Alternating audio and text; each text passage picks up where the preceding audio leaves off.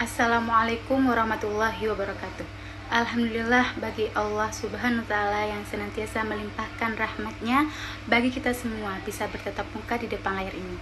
Baik, pada kesempatan kali ini saya membahas mengenai ukhuwah yang pada umumnya ukhuwah memiliki makna saudara.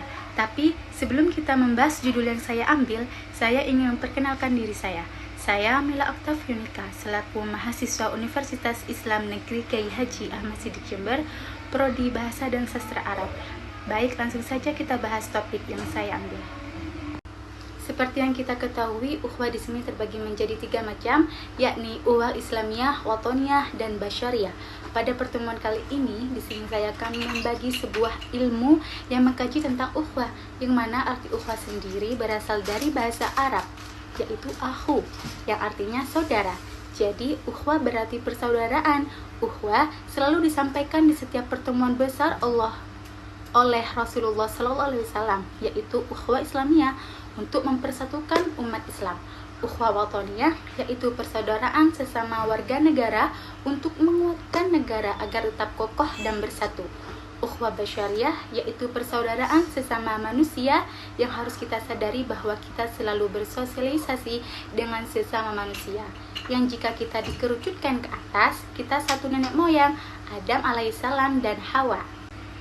Ukhuwah bukan hanya terbatas pada hubungan keluarga dekat, tetapi juga melibatkan persamaan unsur suku, bangsa, agama, dan tanah air untuk menciptakan ketentraman dan kehormatan antar manusia.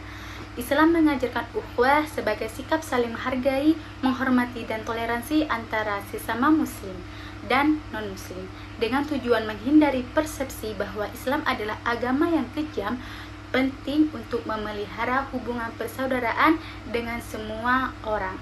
Dan ukhuwah dapat dibagi menjadi 4 jenis, seperti ukhuwah ubudiyah, ukhuwah insaniyah, atau basyariyah, ukhuwah watoniyah, wa an-nasab, dan ukhuwah fiddin al-Islam. Keberadaan persamaan menjadi faktor kunci dalam memperkuat persaudaraan, menciptakan hubungan yang sungguh-sungguh bermakna. Baik, langsung saja kita membahas mengenai 2 tafsir yang saya ambil. Ayat Al-Quran yang saya ambil mengenai ukhuwah Islamiyah adalah surah Al-Hujurat ayat 9 yang berbunyi, wa in ta'ifatani minal mu'minina qatatalu faslihu bainahuma fa in ba'at ihdahuma 'alal ukhra faqatilul lati tabiqu hatta taqa ila amri Allah fa inna qamat faslihu baina bil 'adli wa aksitu innallaha yuhibbul muqsitin.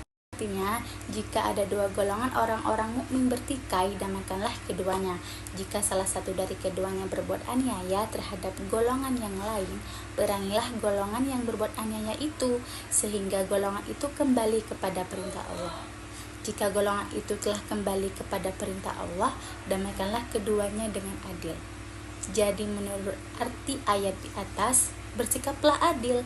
Sesungguhnya Allah mencintai orang-orang yang bersikap adil.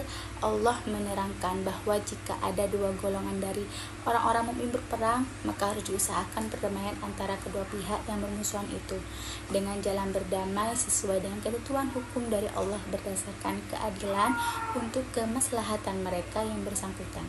Jika setelah diusahakan perdamaian itu masih ada yang membangkang dan tetap juga berbuat aniaya terhadap golongan yang lain, maka golongan agresif yang berbuat aniaya itu harus diperangi sehingga mereka kembali untuk menerima hukum Allah. Jika golongan yang membangkang itu telah tunduk dan kembali kepada Allah atau kepada perintah Allah, maka kedua golongan yang tadinya bermusuhan itu harus diperlakukan dengan adil dan bijaksana, penuh kesadaran sehingga tidak terulang lagi permusuhan seperti itu di masa yang akan datang. Allah memerintahkan supaya mereka tetap melakukan keadilan dalam segala urusan mereka, karena Allah menyukai dan akan memberi pahala kepada orang-orang yang berlaku adil dalam segala urusan. Jadi Allah itu memberi pahala kepada orang-orang yang berlaku adil dalam segala urusannya. Dan berikut dalam tafsir Jalalain di surah Al-Imran ayat 103 yang berbunyi, wa'tasimu bihablillahi jami'an wa la tafarraqu wadhkuru ni'matallahi 'alaikum id kuntum a'da'a fa'alafa baina qulubikum fasbihu bi ni'mati ikhwana wa kuntum 'ala syafa'u hufratan minan nari fanqadhikum minha kadzalika yubayyinullahu lakum ayatihi la'allakum tahtadun. Artinya, berpegang teguhlah kamu semuanya pada tali agama Allah dan janganlah bercerai-berai, dan ingatlah nikmat Allah kepadamu ketika kamu dahulu bermusuhan. Lalu Allah mempersatukan hatimu sehingga dengan karunia-Nya kamu menjadi bersaudara. Dan ingatlah pula ketika itu kamu berada di tepi jurang neraka. Lalu Allah menyelamatkan kamu dari sana. Demikianlah Allah menerangkan ayat-ayat-Nya kepadamu agar kamu mendapat petunjuk. Di sini yang saya presentasikan. Jika ada kesalahan atau kekurangan, mohon maaf sebesar-besarnya. Assalamualaikum warahmatullahi wabarakatuh.